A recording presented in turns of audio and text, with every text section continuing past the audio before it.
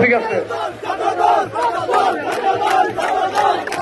Dhaka union ছাত্র দলের সদস্য সচিব আহমেদ আজম সহ অনেক নেতৃবৃন্দ প্রশাসনের আইন নেমে যাবেন, তাহলে প্রশাসনের লোকজন আপনাদেরকে নামাবে। ধন্যবাদ।